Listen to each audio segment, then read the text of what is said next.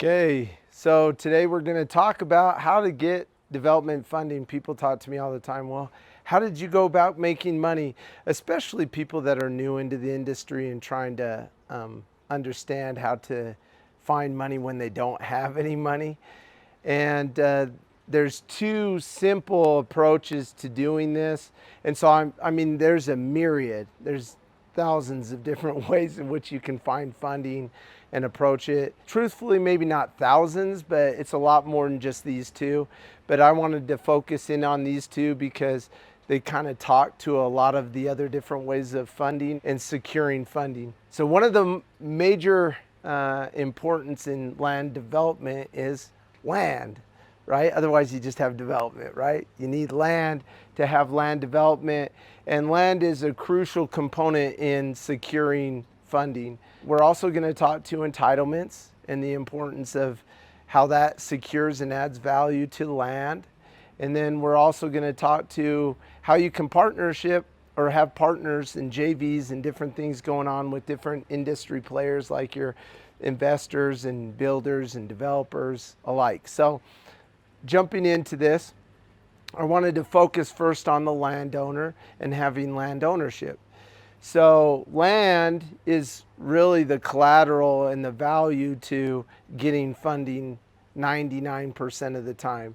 So you can, if you have money and you buy land, you can use that land as leverage and security to the lender that allows them to feel safe and comfortable in giving you money. So there's a certain percentage, we won't get into the details, but that's really a simple way to say, hey, if you have land, there's definitely somebody out there with some understanding that would be available to give you some funding. Landowners, a lot of times we work with them from a partnership, and so I don't even have to own it. I own land myself. We're doing some development and entitlements for that. But a lot of times we just partner with landowners. And the way we do that is we go to landowners and we say, hey, instead of getting tied up, and we've talked to this a ton in other videos, but instead of getting tied up, let us help you maximize what you currently have accumulated in your land. And let us go ahead and help you through the process with our know-how to get to an added value and a new level of security that will allow you to be more marketable to these investor players. And so when you're going through entitlements, and what entitlements are just the practice of going through the city and doing engineering with the city and getting acceptance on your plan for the land. And as you get a secure plan with the city and a buy-off from the city and all their signatures, you end up with the added value because land is more useful now. Whereas it was raw before, now it's more useful. You can actually do something creative with the land.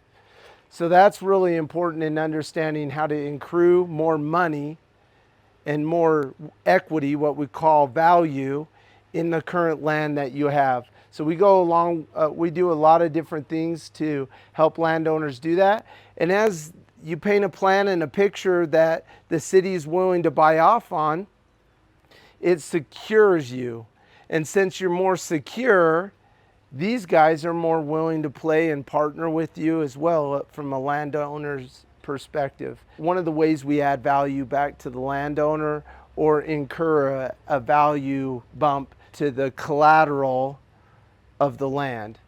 The other thing is you have industry players and partnerships and investors. And we play the role of sponsor a lot of time with investors because investors, just because they have money doesn't mean they know what to do with the money. And then on top of that, most investors, even though they're involved in real estate, they don't want to be involved in the day-to-day aspects of it. And they want somebody who's really intelligent and has a lot of experience, like our group, in taking land and incurring the added value and taking it through the development process, even all the way to vertical and sharing in the proceeds or different partnerships that we do, but we'll play the role as the sponsor. And what that means is we'll come in and we'll work side by side with their money to help incur a return off of their investment in the land and the plan that we've secured through entitlements for the land. And then you have your builders and developers. And one thing that I just wanted to highlight that a lot of people in the industry never look at when they're talking partnerships and stuff like that, a lot of time they're like designing out LLCs and they're encumbering each other with the relationship contractually. Whereas sometimes you don't have to do that, and you can do that through a really clean design in a kind of like a two-part closing, or in earnest money so that they have skin in the game, but yet you're going to use that money that they've brought to the table as kind of a slingshot into doing the improvements. So for example, we have a builder slash developer in Cedar City, Utah, currently right now that we're talking to. And this builder has a contract with another builder that is going to take some of the lots. This is all single family or townhome type development. And they're going to take some of those lots for a value. And they're paying that value once the entitlements have happened. So at what we call papered, once you have like an engineered plan that is designed with roadways on paper, that's designed as roadways and little lots and stuff like that. So they'll pay an X amount of dollars to paper. And then once we've taken that or ingested that money into our development, we can go and use that money and we can do some of the improvements to limit the risk and the cost of us up front in getting them fully improved, what we call fully improved lots. And then once we give them over fully improved lots, they'll give us a second closing, which is another dollar amount that we can then start cash flowing the development. And so that's a real simple, creative two-part closing that we've used multiple times over.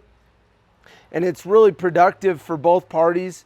And especially as the market's tipping and you're working with these bigger builders, you want them to have skin in the game, not just a contract that has vernacular that ties you up and stuff like that. You actually want their money to speak for them as well. So a lot of times when we're doing this, we do creative stuff to enroll the other relationship or the acquisition side of it into the development emotionally and tangibly. So it's a great way to creatively get some funds in to help fund you for development. But I think that these are the two major points that you want to understand when trying to figure out development and funding. So there's a variety of different ways. You don't always have to have the money. If you do have the money, you can lean out some of your risks through some of these partnerships and getting people to put money in to subsidize some of the money you already have in. And just remember, when you're doing this, reach out to McClary Company. We would love to help you, even if it's just us letting you glean from us our experience. Please reach out to us. We're just here to bless. And if we can be of a service to you long term, we'll do that. If all we are is a stepping stone and an educational piece to get you moving in the right direction and connected to the right people for your project, please let us do that. It's not always about compensation for us. It's more about earning business and finding the right relationships and opportunities that work and are a win-win for both sides.